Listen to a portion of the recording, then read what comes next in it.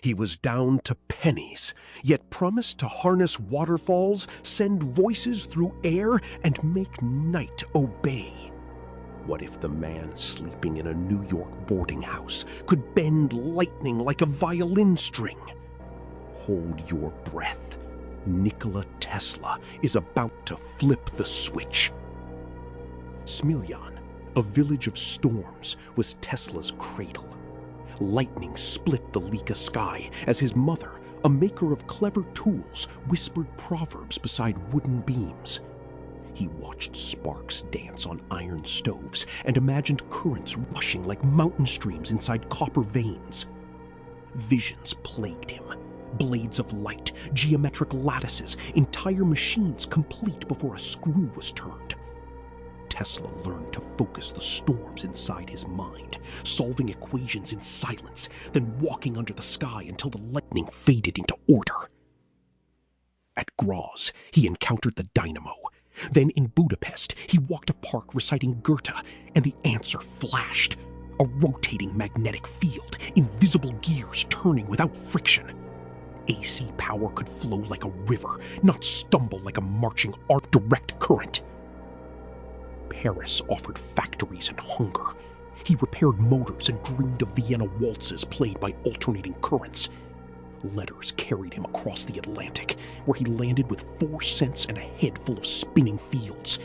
New York's skyline a map of unfinished circuits. Menlo Park hummed with inventions.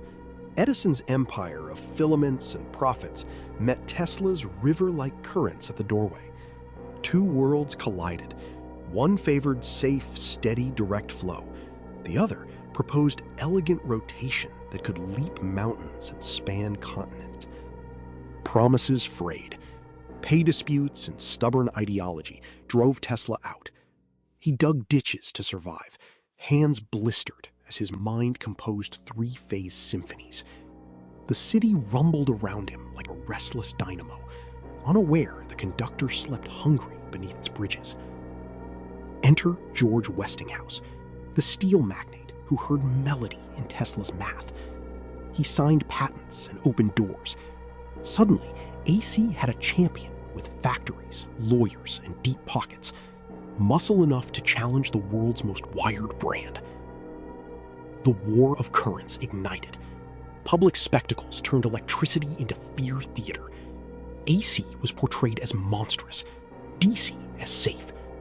Tesla countered with demonstrations, lighting lamps wirelessly, letting current pass through his body like a trained storm tamed by math.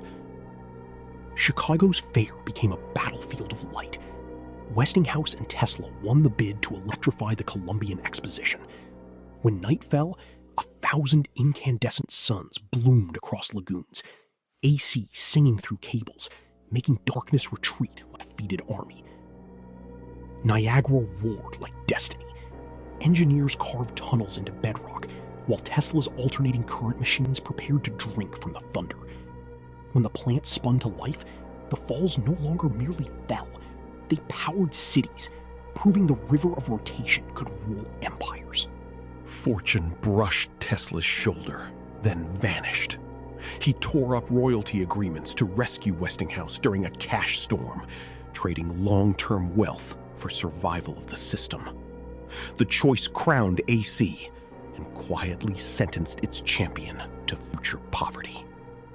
Midnight laboratories turned into theaters of the impossible. Tesla built coils that spat violet fire, experimented with resonance until walls hummed like cellos, and dreamed of sending power without wires, energy flowing through earth and sky as if the planet were a tuned instrument. Then, flames. One night his lab burned, instruments and notebooks swallowed by heat. Tesla stood in the street watching years dissolve into smoke. He swore to rebuild, to chase the wireless dream harder, to make loss a voltage that drove him forward. Mid-powder, crackling storms.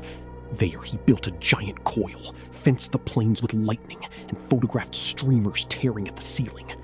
He tuned the earth like a drum, convinced he heard the planet ring, chasing signals through the night's dry breath. Towers sipping energy from the ground, broadcasting power and information to ships and cities. Investors laughed until one leaned forward. J.P. Morgan asked one question that mattered. How much and what will it conquer? Shoreham sprouted a skeleton of copper and pine, Wardenclyffe Tower rising above scrub and sand. Workers bolted latticework while Tesla paced, eyes on the air itself. He planned to send messages, then power, a world stitched by invisible waves and humming ground. Money tightened. Morgan learned the plan threatened metered power, the business model of wires and bills. Funding stopped. The tower stood like a promise trapped in scaffolding, its wooden ribs creaking as creditors circled and newspapers sharpened their headlines. Across the ocean, radio was taking shape. Marconi sent a faint SOS across the Atlantic and claimed the crown. Tesla, earlier in print, had described tuned circuits and the principles of wireless. The world loved the man who staged the shot, not the one who built the rifle. Tesla retreated into hotels and ritual. He fed pigeons in parks, spoke softly to a white bird he adored, counted steps and plates, refused pearls. In the glow of Art Deco lobbies, he drafted future machines before leaving the plans folded like origami of lightning. Bladeless turbines whispering through tight gaps, remote-controlled boats, fluorescent tubes bright as bottled dawn, visions of death rays that would end wars by making invasion impossible. Some worked, some waited for materials not yet invented. He lectured with theatrical flair, seated calmly as currents climbed his body while rings of light danced around him. Reporters called him sorcerer. He called himself a discoverer of nature's rhythm, someone who listened to the hum behind heavy doors and wrote it down. Wardenclyffe fell. The tower was dismantled for scrap. Debts gnawed at patents, and the dream of power over air slipped beneath waves of creditors. But across continents, AC lines multiplied, substations like stone organs pumping rhythm into factories and homes. In hotel room 3327, the conductor of storms grew quiet. Papers lay in careful stacks. Outside, Manhattan thrummed with motors spinning to his rhythm. Inside, the man who made continents pulse with alternating currents slipped out of time. Alone.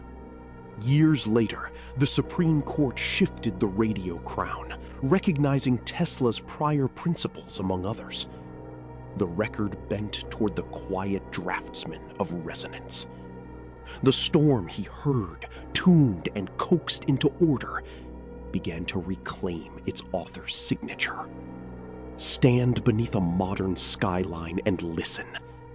The hum in steel and glass is alternating current. Subways, data centers, hospitals, its rhythm threads the world. Tesla's idea is the metronome of civilization, setting tempo for elevators, ovens, lasers, and quiet living rooms. Was he a failed businessman, or the architect of the electric age who bartered fortune to win a future? His notes hold both. Relentless elegance of equations and fragile budgets stained with coffee. Greatness, it seems, sometimes rides the edge of ruin to reach tomorrow. Imagine the world if Wardenclyffe had sung, power and knowledge raining like gentle weather. Or ask a harder question. Did AC's triumph already give us enough to change everything? The falls still thunder, cities still shine. Somewhere, a white pigeon lifts off.